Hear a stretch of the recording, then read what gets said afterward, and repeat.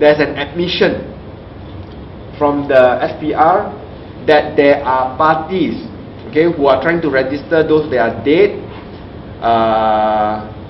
those that multiple times, as well as registering permanent residents.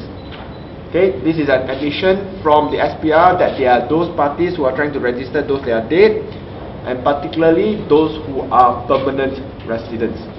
Okay, the solution is meant, okay, to solve this problem.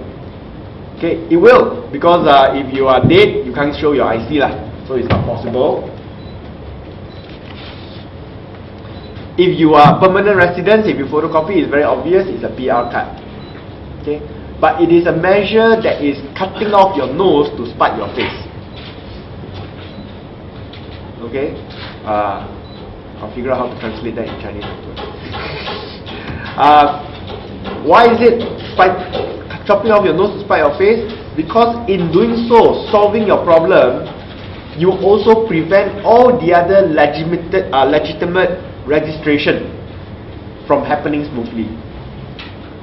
Now, DAP has been assisting SPR in registering new voters actively even before 2008, and we have been commended by the SPR for having the cleanest set of data when we register. That means the number of mistakes that happen for DAP registration is the lowest among all political parties. And lowest meaning easily lower than 10% errors. Okay, that means we actually go out there to supermarket, to pasar malam, to offices to register new voters. Okay, we submit thousands. Like the last weekend we did a Shah Alam, the Selangor and KL wide voter registration exercise. We registered more than 4,000 new voters. With this new regulation, it makes our work extremely difficult. Why? When we go to pasar malam, where are we going to find a photocopier with a PowerPoint to register new voters? When we sit in the lobby of an office complex to register new voters, where are we going to find a PowerPoint to put up our photocopier? We have got more than 50 assistant registrars. We have to go and buy 50 copiers for each and every one of them. I think the requirement for a copy of the IC is onerous, and it will severely limit the number of new voters which we can register, which is detrimental to the rights of these voters because there are more than 4 million still not yet registered. So instead of speeding up the pace of registration, we are actually slowing it down. Now, how can SPR deal with this problem? They should deal with this problem by penalizing the political parties that submit rubbish data. That means if a party or assistant registrar submits more than 30% fictitious, dead, permanent resident voters, terminate their assistant registrarship. Don't let them register anymore. And if more than 30% of a party's registrar, maybe suspend their rights to register new voters for 6 months. Punish the guilty parties, don't punish the innocent parties like us. This particular ruling is punishing the people who really, the parties that really go down to the ground and register new voters. We meet the voters, we sign them up, we register new voters. We are going to find voters coming to you. Why do you need to photocopy my IC for? So they are going to be scared. Are we going to use the IC for something else? Even though we can show them our assistant registrar card, they are not going to say, hey, I'm not sure lah. So these are problems being created unnecessarily, preventing new voters from being signed up.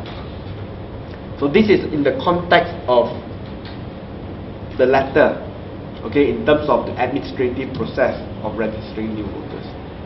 But taking a step back, the whole voter registration exercise has taken incredulous tones. We are putting in all sorts of measures, all sorts of restrictions, controls, just to register voters. And the number of not registered voters are increasing faster than the number of voters being registered. What's the solution to this? The solution is not by doing all this voter registration exercise.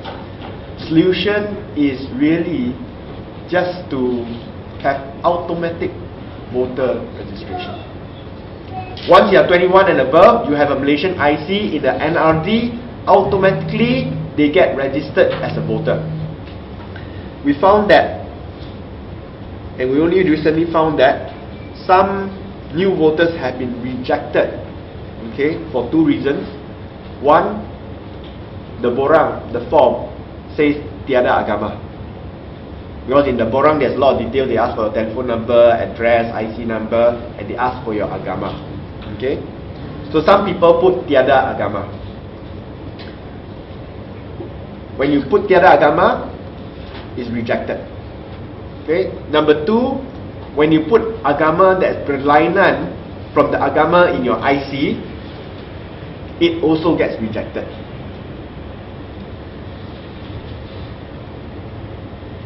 I find this particular requirement onerous because a person's religion is irrelevant to his citizenship and the integrity of his data. Okay? SPR needs to confirm IC number, I completely agree. They need to confirm the exact name, agree.